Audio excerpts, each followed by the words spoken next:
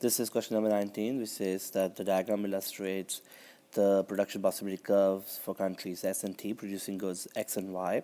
Countries S and T specialize in the product for which they have a lower opportunity cost. They trade with each other at the rate of 2 good X for 1 good Y. What is the possible combination of goods for country S to consume after specialization and trade? So basically right now they are trading and they're trading at 2 good X for 1 good Y. Let me write that. So for 2 good X is equal to 2X is equal to 1Y. Okay.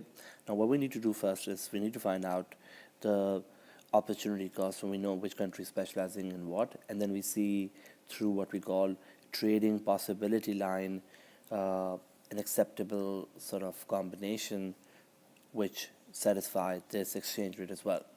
Okay, so for country S, it's 200x is equal to 50y, or in other words, 1y is equal to 200 over 50, which is 4x.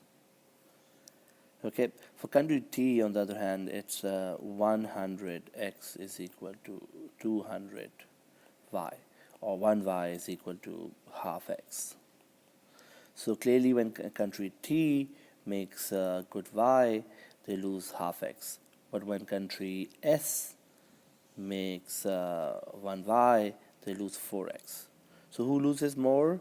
Country S loses more when they make y. So clearly country T has a competitive advantage in making y. So they should be here on this spot, specializing only in good y, while country S should specialize in the production of good X only, which means they should be here. Right?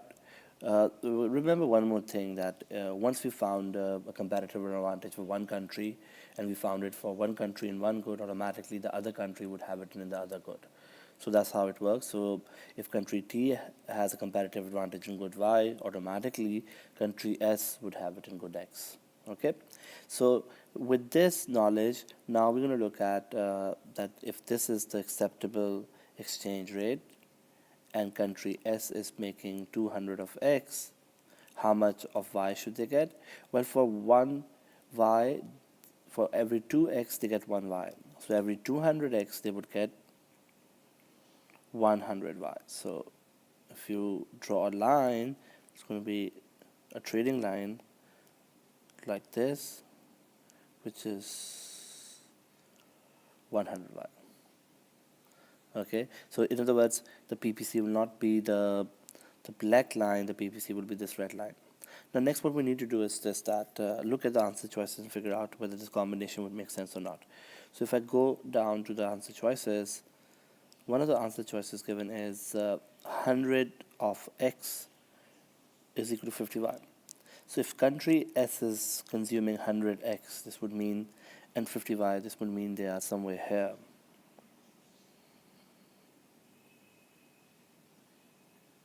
And this is totally a combination that is possible for country S, because in order to be here, they are on the production possibility or trading frontier, and the way they get to this point is they have a minus 100, probably they export 100, and in return when they export 100, they get 50 of good Y. So that's why they get 50 of good Y, and that will mean they move from 200 of X only to 100 of X but 50 of Y. So that's probably is the right answer, because minus 100 would be given to country T, which will give you 50 in return of good Y, and that's how the trade would happen. Okay, let's look at other options quickly. 150 and 75. 150 and 75 would not make sense, because if you are consuming 150 of this good X, this would mean you can only consume 25 of good Y. So this doesn't make sense. 200 and 100 doesn't make sense as well, because if you can't give all your goods to the other country and get 100 in return, so that's not possible. and 300 is also not possible because you can't really produce 300. So the right answer for this question is A, which is 100 of x and 50 of y.